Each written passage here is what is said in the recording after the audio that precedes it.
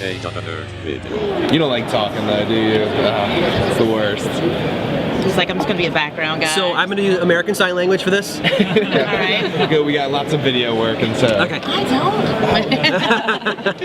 Okay, so let's start with the basic question. How Sure. does it feel to have your podcast? You could probably answer that for me. Like, this is everybody has that little pet project or that dream, and I mean, this is surreal. It really is, and I'm just soaking in it. I'm so grateful for every moment of it. It's so fun. Was there anything that you were particularly excited to finally see put into visuals? I mean, Robert the doll. I mean, we have photos of the doll in the museum and stuff, but yeah, seeing him sitting at a dining room table having a meal with the family is just the creepiest. So that was pretty fun. Also, all of it, right? You know, it's so fun to see it come to life. So what made you pick podcasting for this instead of like writing books here in Australia as well? Well, it was an accident. I mean, I didn't try to do this. I had been self-publishing novels that were supernatural thrillers, and what I love to do, living in New England and bumping up against this great rich folklore that we have in New England, I love to research true bizarre events that happen in the area and kind of weave them into these novels. And I'd find a dozen, and I would use one or two in the story to give it some more depth. And so I'd have all these pieces left over that I just didn't know what to do with.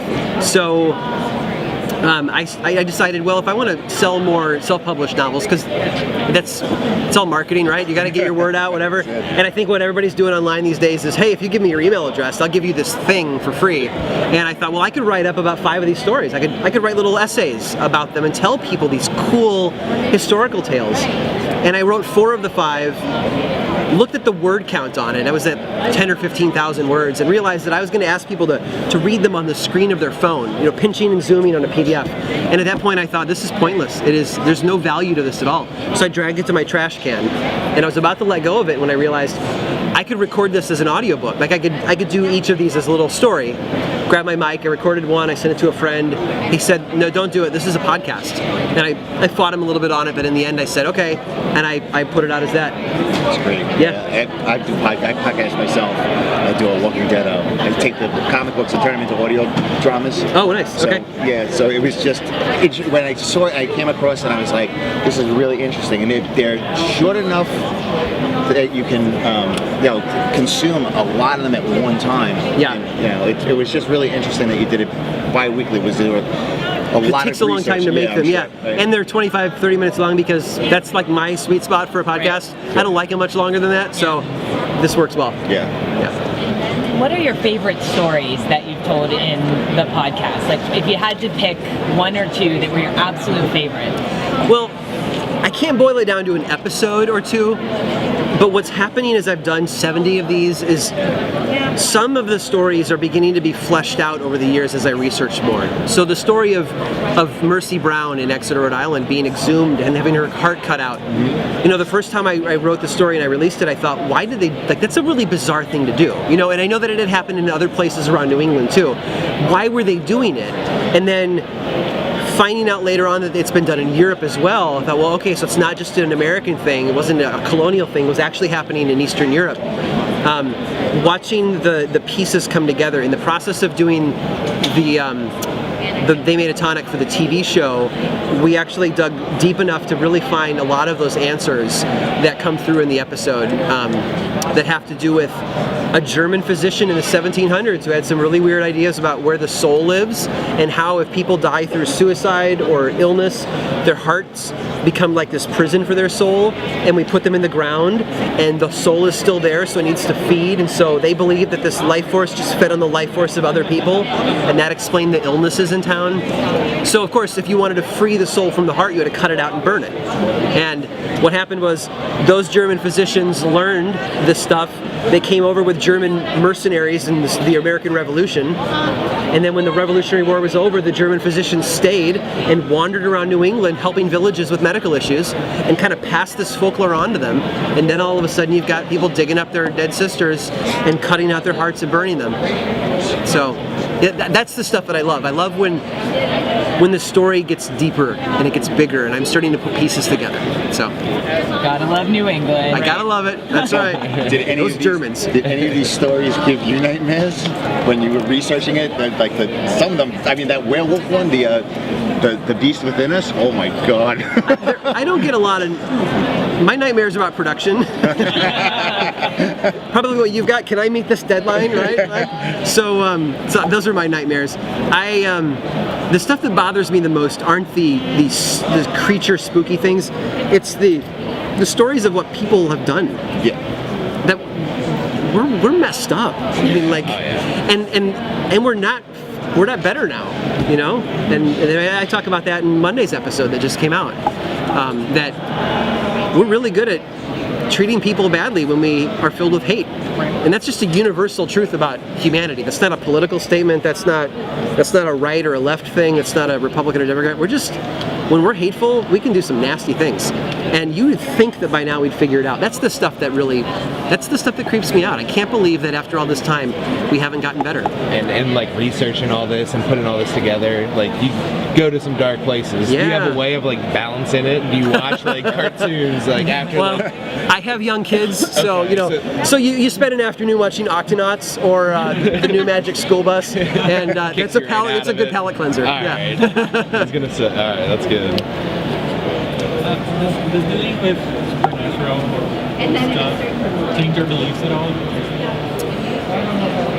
Not really. I go into it on the fence most of the time. I don't think it's my job to make a decision and tell people what my decision is. I think my job is to say, like, here's what people said happened. But there's also this side of it too. And what are the questions that come up when we talk about these things? And that's where I love to live, because I think there's a lot of value to be found in just asking the questions, right? What does it say about us that we're obsessed with the afterlife? You know, I don't know what that answer is, but we have to learn something about ourselves from that. Yeah. So, what other podcasts do you actually listen to? Not a lot, because I spend most of my time writing, recording, or editing. Hello from the Magic Tavern. Anybody here listen to that? No. It's 3 guys from an improv comedy group in Chicago that do interview shows at a table in a tavern in a fantasy world, and then broadcast it back to. It's all fiction, but it's all improv. So every time they add something new to the story in an episode, it becomes canon, and they have to work with it. So it's like a little bit of like Whose Line Is It Anyway with Lord of the Rings, and it's very, very fun. 99% Invisible with Roman Mars is a show about the design of everyday objects, things that we take for granted, whether it's the welfare system or the revolving door, like things that you just assume that, well, they've always been that way or whatever. And Roman's a good friend, but his show is absolutely amazing. But yeah, I don't get a lot of listening time, and sadly. That's a very like going from one comedy to that. Yeah. Again, the palate cleanser question, right? Yeah. Is there a particular movie or song that you listen to or you watch that people should be listening to or watch right now that they probably don't know about? If you want to live inside of my soul and what I love, go watch The Village by M. Night Shyamalan. Yes. Because it's a horror movie in some weird, loose way, but it's so much more. It's about folklore and community, and about doing what you're expected to do versus doing what's right, and it is so beautiful. I love it. So that's like, when we sat down to pitch the TV show to networks, we're talking about this. The filmed segments are The Village. Like, that's what I'm trying to get across. Long shots, slow pacing, because we're building emotional stories. Right. And so The Village, yeah. When I write, it's usually something instrumental and industrial, like some Trent Reznor soundtracks, things like that. Yeah. That's all my wheelhouse. Oh yeah. Yeah, soundtracks are good for writing. Yeah, absolutely. Yeah.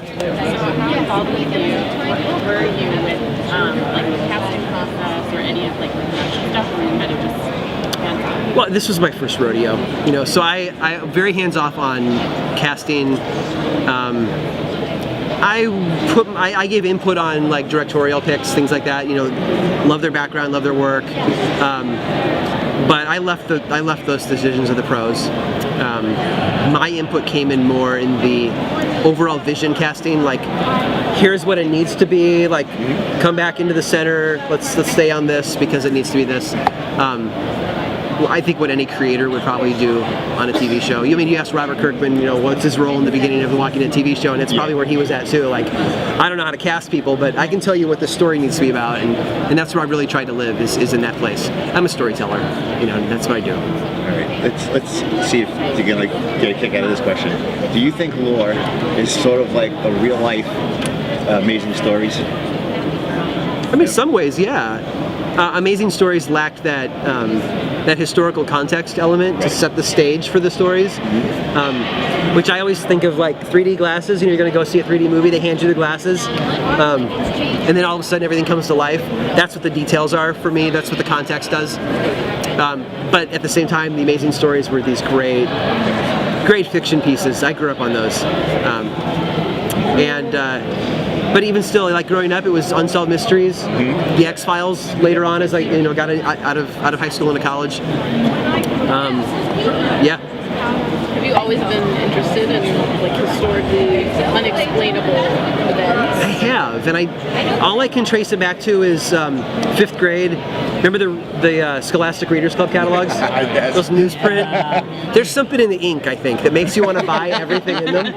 And it was in one of them in 5th grade that there was a book of weird and unusual tales. I don't remember the name of the author or the book itself, but it was that book. It was tales that were supposed to be true, but at the same time what was happening in them couldn't possibly be true. And that just captured me right there, and ever since. And I've never forgotten the first story that I read in there. And so if you ever go see a live show of lore, at least this year, my opening story is that story. I've gone back and I've rediscovered it, I've dug into it, I've rewritten it, and then I use that as like setting the stage for, look at the power of story. It's just an amazing tale, and it's so fun to share it. And so, yeah. And then after that, all I wanted to do was write freaky stories. When you were younger, did you read the series, The Scary Stories to Tell in the Dark? I hadn't heard of them until about a year ago. What? I know, but see, I think they came out after me, maybe. I don't know when they were published. 80s, 90s, late 80s, Yeah, early 90s, early yeah. 90s. I grew up like I was in high school by the late 80s, so. You still could have read them. They really could've. They really weren't meant for children. A buddy of So they really weren't, especially with the artwork. That artwork is I've actually seen what it. terrifies me. I've seen it. It is And they creepy redid artwork. the books, and they took away some of the artwork, and it's not nearly as impactful. Right. Because there's something about being able to see, and that's kind of the thing too, like with lore, because you're listening to it, and I love it's what you see in your head, but at least with Scary Stories, the things that were in your head were on the paper, and that's Right. what was terrifying, so. Well, and there's a book coming out next week, the first of 3 lore books, and that was really key in getting an illustrator to bring the visual format of it to life, because that's the background music of a book, right? So when you see the sketch at the top of the story, that sets your mood, it sets the tone.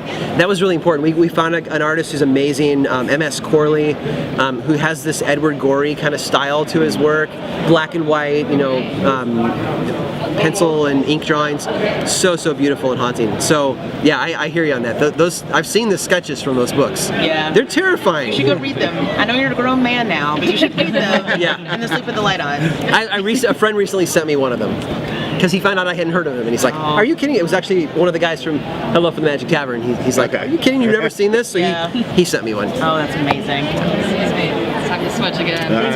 Thank you, folks. You're very welcome. Yep.